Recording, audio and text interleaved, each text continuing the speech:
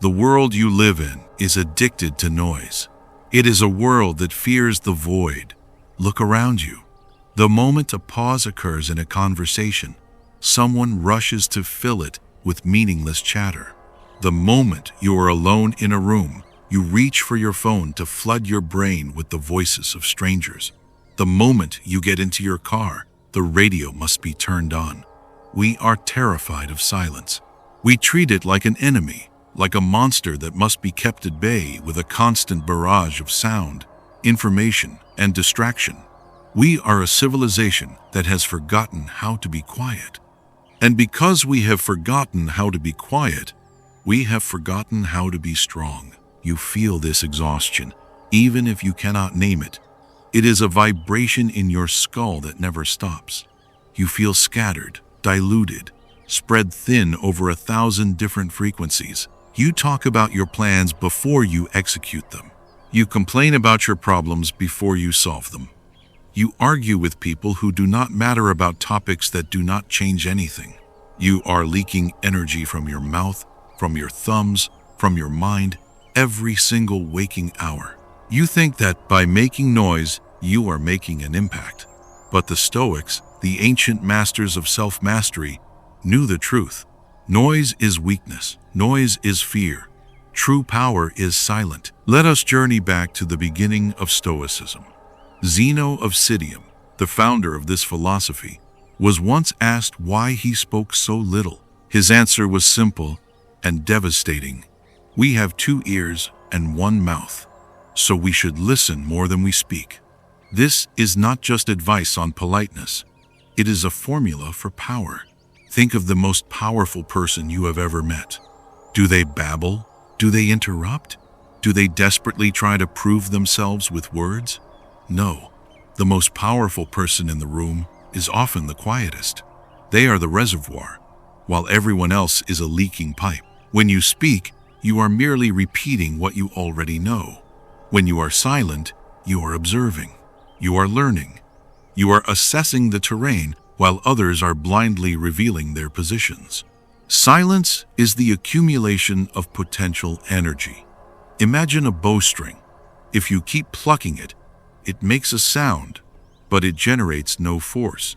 But if you pull it back silently, holding the tension, holding the potential, it becomes a weapon capable of launching an arrow through the heart of a target.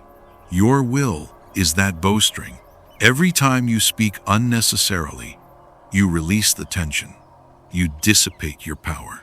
You tell everyone you are going to start a business, or lose weight, or write a book. And in telling them, you feel a false sense of accomplishment.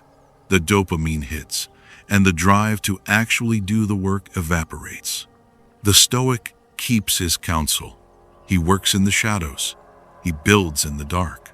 And when he finally emerges, he does not need to announce himself. The result speaks for him. Seneca, the great Roman statesman, understood the challenge of finding silence in a chaotic world. He lived for a time above a noisy bathhouse in Rome. He was surrounded by the grunts of weightlifters, the splashes of water, the shouts of vendors, the arguments of thieves. It was a cacophony. And yet, Seneca wrote that he trained his mind to find a silence so deep that the outside world could not touch it. He said, "It is not a quiet room that brings peace, but a quiet mind." This is the second layer of the Stoic power of silence. It is not just about zipping your lip. It is about silencing the screaming child inside your head. You are constantly narrating your own life, judging it, complaining about it. This is too cold.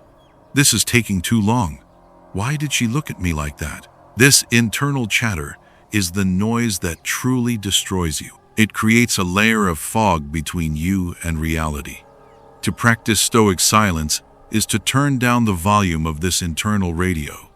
It is to look at the world without adding a commentary track. When you stop labeling everything, you start seeing everything. The anxiety fades because the anxiety was fueled by the story you were telling yourself. When the story stops, the suffering shrinks. There is a profound dignity in silence, especially in the face of adversity. When tragedy strikes, The instinct of the untrained mind is to scream, to wail, to tell everyone the story of its victimhood. We seek validation for our pain. We want the world to stop and pity us.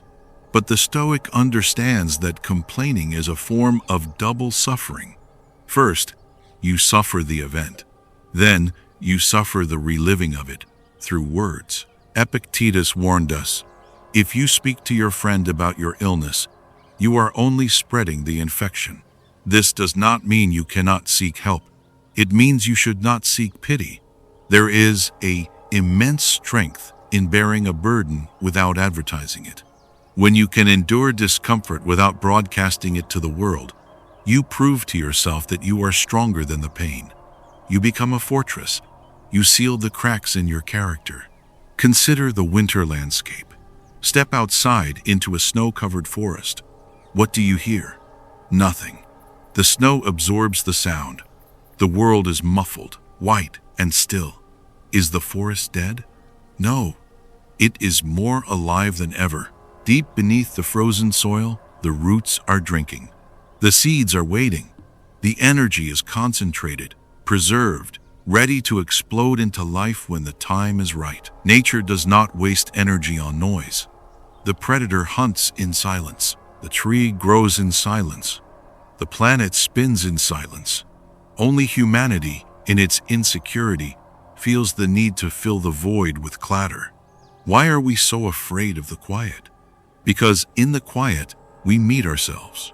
Blaise Pascal, a philosopher who walked a parallel path, said, all of humanity's problems stem from man's inability to sit quietly in a room alone.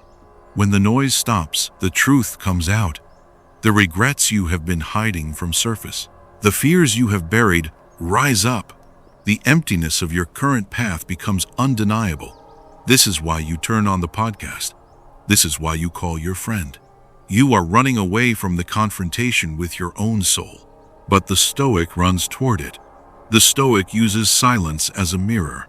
He sits in the empty room and stares into the abyss of his own being until he is no longer afraid of it. He befriends the silence. And in doing so, he becomes invincible. If you can be at peace with yourself in a silent, empty room, you have nothing left to fear from the world. You do not need their validation because you have your own. You do not need their entertainment because you are content with your own mind. You become self-sufficient. So, how do we reclaim this power? We start by fasting from words. Try it for one day or even just 1 hour. Commit to saying only what is absolutely necessary. Do not offer your opinion unless asked. Do not gossip. Do not complain. Do not narrate your actions. Feel the pressure building up inside you, the urge to speak, to correct, to interject. Feel it and hold it. Do not let it out. Watch that energy circulate back into your system. You will feel a physical difference. You will feel denser, heavier, more grounded. You will notice that when you finally do speak, your voice sounds different. It carries more weight. People lean in. They listen because you have taught them that your words are rare and valuable currency, not cheap inflation. In a world that screams for attention, be the one who listens. Be the stillness in the storm when everyone else is panicking, shouting over each other, trying to be heard. Be the eye of the hurricane. There is a magnetic charisma to the person who is comfortable in silence. It signals that you are not needy. It signals that you are not desperate for approval. It signals that you possess a truth that does not need to be shouted to be real. Look at the statues of the ancient Stoics. Look at Marcus Aurelius, carved in stone. His mouth is closed. His eyes are wide. He is not preaching. He is not arguing. He is present. He is containing his power, not spilling it. This January, as the cold sets in and the nights grow long, use the season. Let the winter teach you. Let the cold freeze your tongue and open your mind. Stop trying to explain yourself to people who do not want to understand. Stop trying to talk your way out of problems that require action. Stop leaking your life force into the void. Shut the door, turn off the phone, sit in the chair, and breathe. Do you hear that? That ringing in your ears? That is the sound of the chaos leaving your body. Do not break the silence. Let the silence break you, and then rebuild you into something harder, sharper, and more real. You do not need to say a word. Your life should be your argument. Have a nice day.